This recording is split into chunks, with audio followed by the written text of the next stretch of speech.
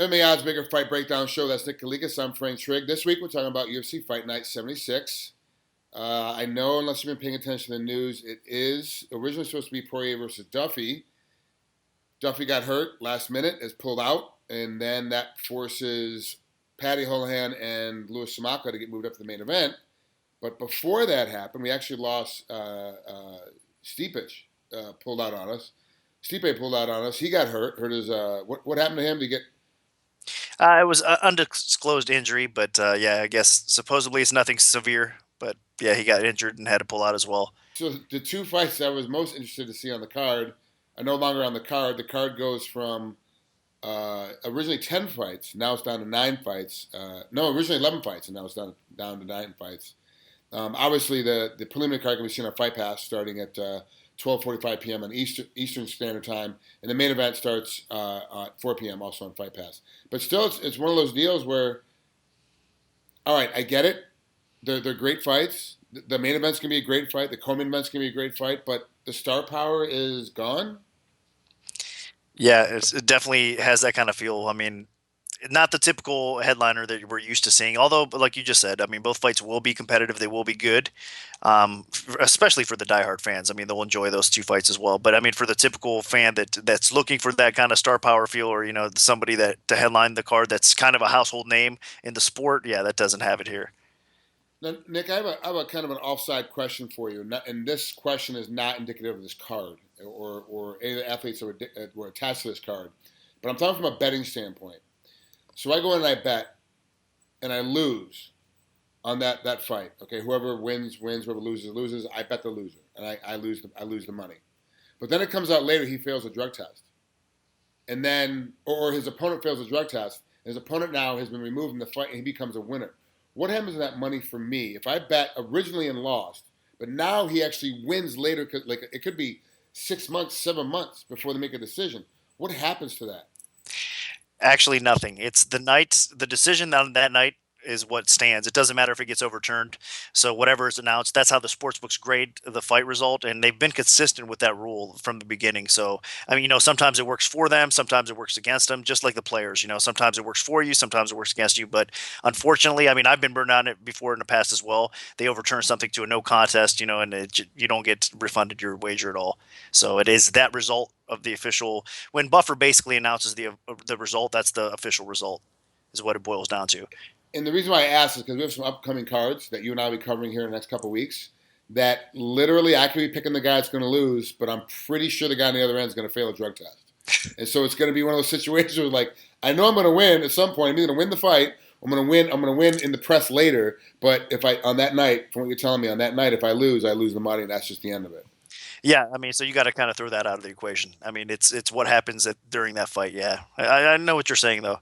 You feel a lot. I'm sure. I mean, but you do see both sides of it. You know what I mean?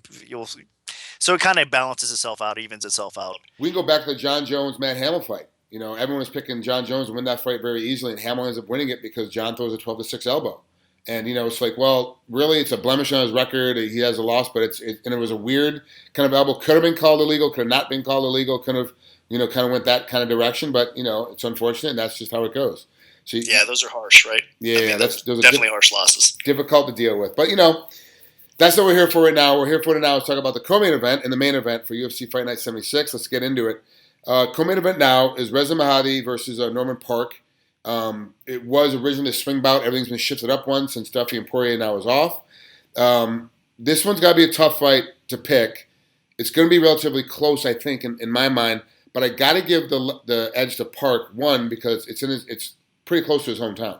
So things will be a lot easier for him. But what's the line on it? Yeah, he's almost a 3-1 favorite right now. It's minus 280 for Park. The comeback's around 240 for Madadi as well. So it's kind of a decent sized favorite, and it's been bet up a little bit too. The public definitely has more confidence right now in Park, and there's a good reason for it. I mean, Madadi had his personal issues. I mean, he was in jail recently as well. He's had time off. He's getting a little bit older. He's a very talented fighter, and I think he's going to be game and he's going to be in this fight. But the problem here is I think he's going to probably have to get this fight to the ground, and a lot of people would agree. I mean, the best attribute for Madadi is his ground game, his submission game. He's dominant in those areas. He's a well-rounded fighter, a complete fighter, but Park's stand up should be a little bit better, even though Park's had some sketchy performances lately. I mean, he's faced obviously great competition, so you got to give him credit for that somewhat, but his performances were lackluster. They weren't what the fans came to really to expect. So if he shows up like he has the last couple fights, Madadi's going to hang in there and make it a very close competitive fight. But if Park shows up, the Park that was kind of climbing the ladder before this little setback, back-to-back losses or whatnot, then Park should honestly be able to keep this fight upright and pretty much outpoint Madadi, maybe even finish him, because we're not sure where he's at right now with the time off and all the personal stuff going on. Well, let's not forget too that Parker's got a significant amount of more fights, and he's got a lot more time he's being spent on actually being inside of a cage, getting punched at, and having to go through training camps than Madadi has. And as a result, that just makes a guy a better fighter. You spend more time doing something with somebody else. It also gives you a severe edge. Plus, I do like the way that Parker's trying to do new stuff, even though he's been losing as of late. I like the way he's been trying to do new things in his fights. Park's a good bet on this one. It's bet the favorite, but at 3-1, is it worth it for me putting money on it? I mean, you could consider him. Is there true value at almost 3-1? I think it's borderline, honestly. So it's not a dog or pass situation here. I wouldn't honestly bet Madadi in this spot, even though, like I said, if it hits the ground, you got to give the guy a definite shot of winning the fight. But I don't think it'll happen. That's why I think Park's wrestling is good enough to keep it upright, and so I think he will outpoint him. So I think it is.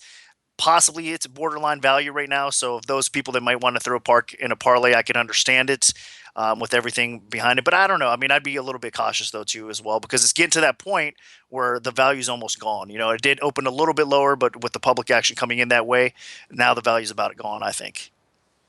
All right, let's move on to Holohan and Smolka. This one's a great event. Of course, I interviewed Smolka, actually was in Ireland a couple of days ago on MMA Oddsbreaker, and he seemed, his weight's down. He's happy, but he's got a bit of a corner change. His head coach, Ryland, had a baby here in Hawaii and had to stay back. So he's not in his corner. So he's got Russell Doan and I think Max Holloway's going to be in the corner as well. But it's not his normal corner guys.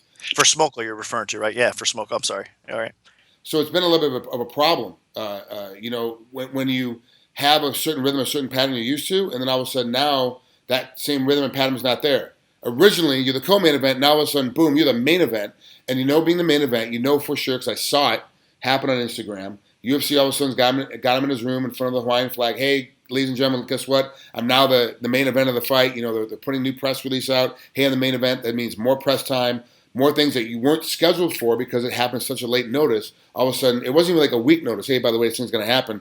He's in Ireland and gets and then Duffy pulls out. So all of a sudden, the day that he's there, he's warming up, he throws things to the co-main event, now all of a sudden he's the main event. That's got to wear on a guy. But does it change how the fight's going to go from a betting standpoint?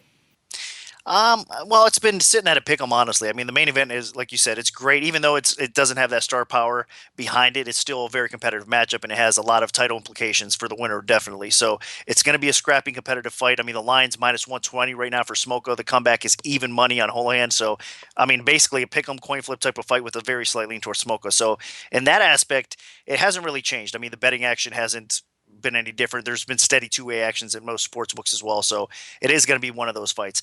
Now, what you said, yeah, I mean, I'm sure it will impact some of the bettors out there. They might, if they were kind of borderline wanting to bet a Holohan, that might be the little edge that they see or that they need to come in and bet the dog on that spot. But I think overall, you're right. I mean, I don't think it's a good thing having all of a sudden thrown in the media, all that extra exposure that comes with the headliner. I mean, it can't be great, but at the same time, maybe mentally, it takes a lot of, I mean, he stays busy, so he doesn't have time to think about the nerves and all the stuff that comes along with that as well. So it could be good, could be bad. It's really hard to tell. And everybody always kind of absorbs those things a little different. It works well for some people. It works terrible for others. So I'm not sure what kind of, personality or how it's going to really affect Smoko in this spot. But I think once the bell rings, the cage door closed, I think they're going to fight, and it's going to be a great fight. See, I see Smolka being better on his feet and being better on the ground. The wrestling is the question that's in the middle. But I still think that Smolka can win in either aspect. You can knock him out, he can win if he's on top. If he's on the bottom, it's going to be a different kind of question. But, of course, with Holohan, if it gets to the ground, it's his game, whether top or bottom. Like, I kind of feel that is that sense. Is that kind of correct from how you looked at it as well? Well, both of these guys are tremendous grapplers. They have awesome, ability to get out of bad spots and, get top position or get a spot where they need. And they're both capable of subbing people off their back, but definitely they prefer to be on top. You know what I mean, and control the position and look for the sub that way as well. So I think they match up so well. That's the crazy thing about these guys. They're both long for the division. They're both more grappling based fighters that have a little bit of stand up to go along with it. So I do agree with you though. I think Smoka does have the edge almost everywhere in this fight. The ground's going to be competitive. It's going to be close, I think, back and forth, but I do give the slight edge to Smoka there as well. But the wrestling, you hit it, man, on the head. It's going to be close. We're not sure. I mean, at times Smoka gets in bad spots, gets taken down. Holohan, you could say the same thing about as well. His wrestling's a tad bit underrated. So Holohan's path to victory is definitely getting top position. Obviously, grinding out a decision win that way. I don't think he's going to be able to sub Smoka and vice versa. I'm not sure if Smoka's able to sub Holohan either. They might neutralize each other out that way. So we're probably going to see a true MMA fight that takes place everywhere with a lot of scrambles, a lot of really trying to edge out a decision, maybe with a last minute takedown or, attempt or something like that kind of steals it. And it's going to be close because, even if Smoka kind of edges it out, it is in Ireland. So you would think that, the home crowd is going to be behind Holohan as well. So I personally lean towards Smoka, as do you, it sounds like. And I think there is some value at minus 120, but there's the wild card factor right there. Judging is always questionable. And now you have a guy in his hometown with the home crowd behind him as well. So that's what makes it a little bit tough.